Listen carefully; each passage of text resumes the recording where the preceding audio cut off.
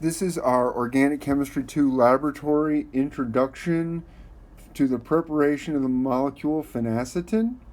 And we're going to introduce a new reaction mechanism for this, one that we haven't yet covered in class, a nucleophilic acyl substitution. And so we're making a new compound via a new mechanism. Okay, so the reaction we're going to do is a nucleophilic acyl substitution. Just for some background, phenacetin was originally produced in 1887 as an analgesic, and it was on the market in the United States until 1983, at which time evidence showed that while it was an effective analgesic, it's similar to aspirin in what it does, long-term use could lead to some consequences. There was some increased incidence of kidney failure or possibly kidney-related cancers. So some increased cancer risk appeared. And so in the early 80s, it was withdrawn from the market in most places. So we're going to start with this molecule 4-ethoxy. So there's our ethyl group, right? F-oxy. And then aminobenzene is called aniline. So it's a 4-ethoxy aniline, or what's called Phenacetin. Remember, with substitutions on a benzene ring, you've got ortho, meta, para. So it can be Phenacetin. And we're going to react that with this molecule, which is acetic anhydride.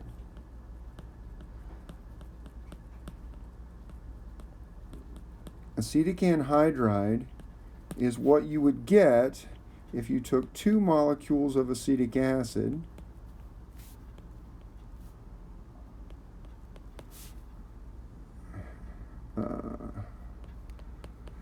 and link them together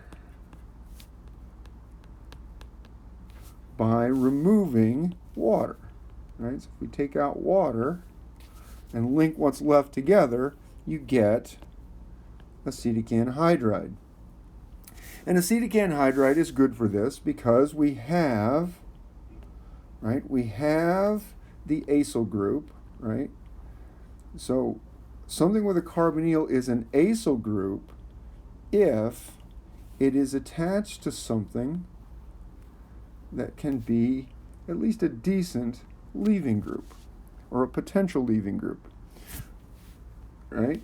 And so since our leaving group here would be the acetate ion, anhydrides here, or acetic anhydride, is an excellent choice for this acyl substitution, right? So our 4-ethoxy aniline, or paraphenetidine, is going to act as the nucleophile, right, to attack our acyl group in a nucleophilic acyl substitution.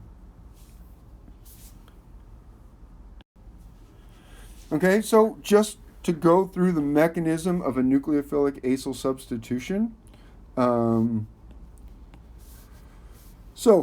Right, here's our nucleophile, which in this case will be our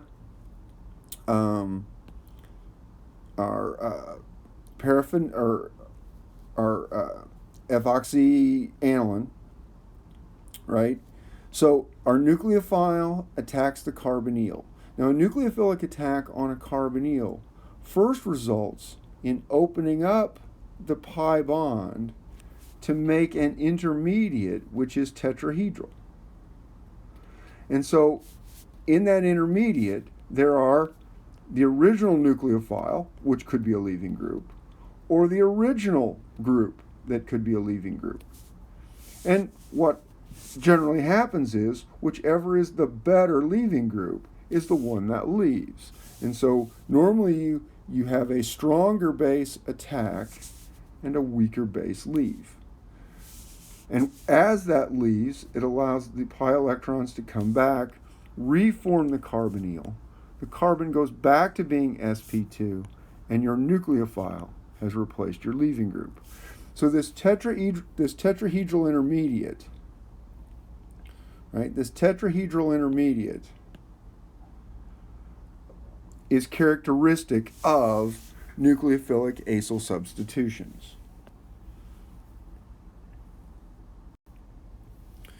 Okay? So, here's the specific mechanism using the molecules that we're using in this lab, right?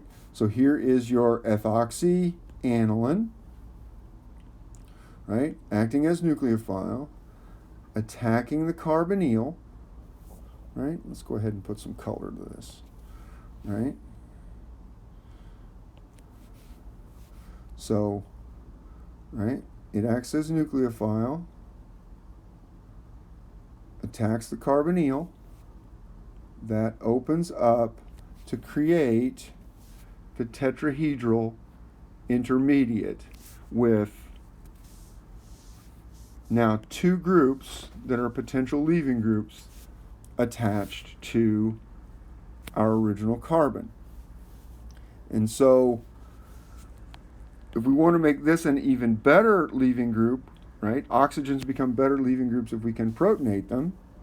So if we get an intramolecular proton transfer, that is, the acidic ammonium nitrogen protonates the oxygen, now this oxygen becomes an even better leaving group, and certainly a better leaving group than this nitrogen that would leave as a negatively charged nitrogen.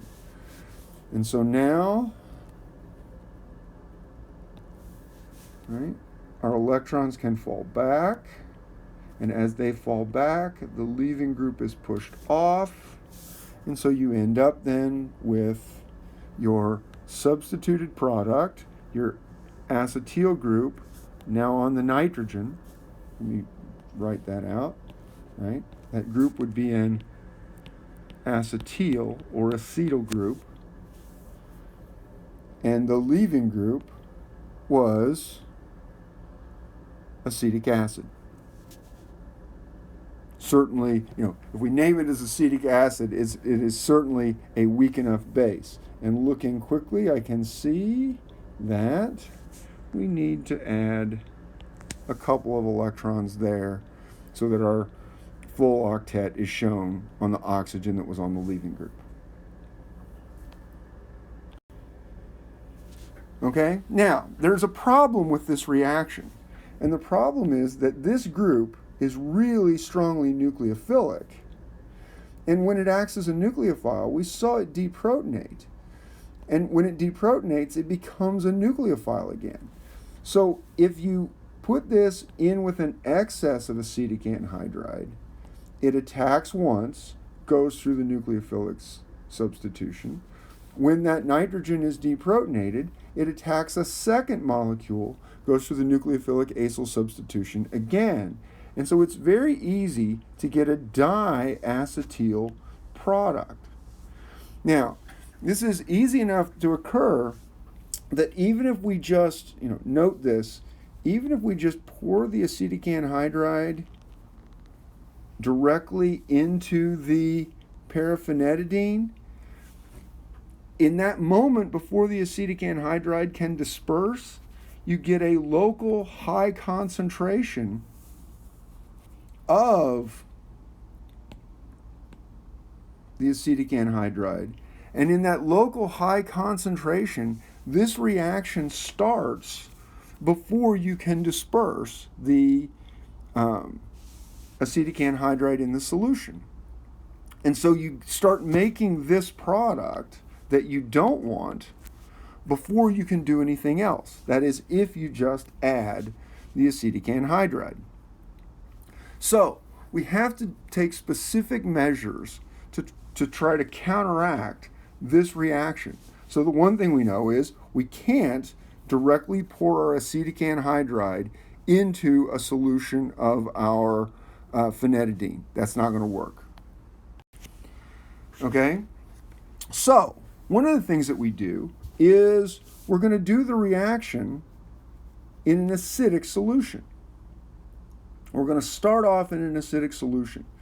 If we put the phenetidine in an acidic solution, then we protonate it. And if we protonate it, note, when it's protonated, we have no unshared pairs. So it is not nucleophilic in this reaction. Right? So by doing it in an acidic solution, we block the phenetidine from attacking, and then we get no reaction when we put in our acetic anhydride, right? So that's one thing. We start off in an acidic solution, and then we can't get the reaction. Now, the problem is, eventually we want the reaction. How are we going to do that? Well, we're going to add our phenetidine, right, the ethoxyaniline, in acidic solution. We're going to add the acetic anhydride and let it disperse. And then we're going to add a weak base, right? We're going to add a weak base, right, sodium acetate. When we add the weak base sodium acetate, it is a strong enough base to deprotonate the phenetidine. When we deprotonate the phenetidine, we expose the unshared pair of electrons. And once we expose the unshared pair of electrons, we can get the nucleophilic attack that will make our product.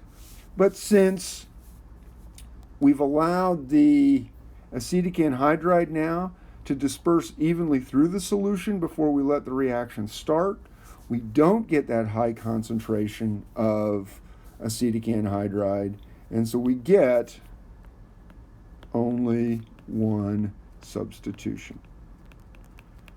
Sort of a slick way of not letting the reaction start until we want it to start. And so that is going to be essential to getting the right product. So, just some points, some technical points.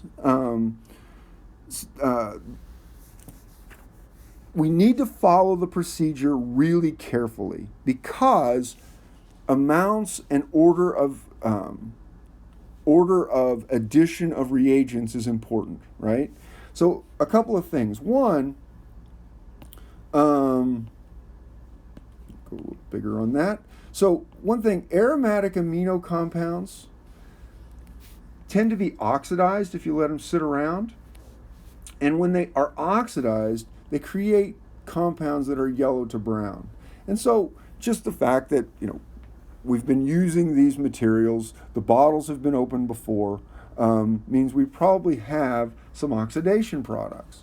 So if you get to the end and your solution is not clear, you can put a little bit of activated charcoal in. These yellow and brown products adhere to the activated charcoal, and the charcoal will remove them before you start making your product.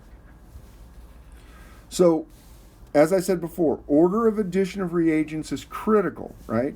Especially you've got to acidify the phenetidine before you add the acetic anhydride, right?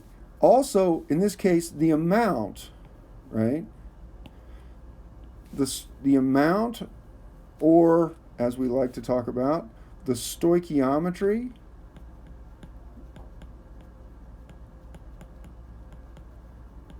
right, of the hydrochloric acid, the stoichiometry of the hydrochloric acid, and of the sodium acetate are critical to getting a successful reaction, right? You really want those in the proper one-to-one relationship, right? You want to have enough hydrochloric acid to protonate your phenetidine, but not too much, right? If you put in too much, it's going to take more sodium acetate than you think, and you won't completely deprotonate your phenetidine.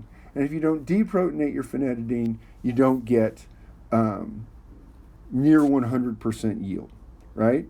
So what's really important, right, as it's really, remember, stoichiometry is about mole to mole ratio, right?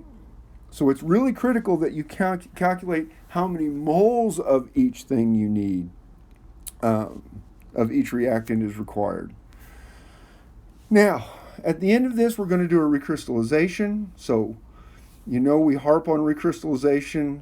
How do you know how to put in the minimum amount of solvent, right? What are the specific steps in recrystallization? But really read, because this is a different kind of recrystallization.